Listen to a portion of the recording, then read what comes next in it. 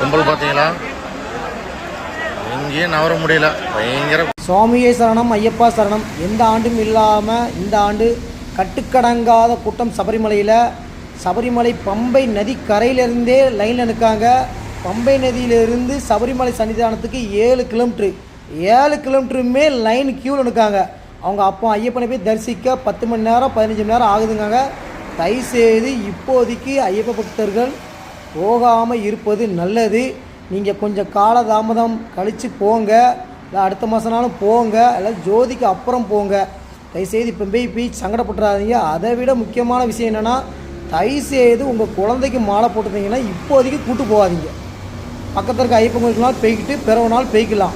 கூட்டு போய் கஷ்டப்படுத்திடுறாங்க. நம்ம புக் பண்ணிட்டோம் போய் ஆகணும்னு சொல்லி குழந்தை போய் கஷ்டப்படுத்துகிறாங்க. அந்த குழந்தைக்கு என்னென்னே தெரியாது. கூட்டு போய் சிரமப்படுத்திடாதீங்க. அது மிகப்பெரிய பாவம். சுவாமியே சரணம் ஐயப்பா.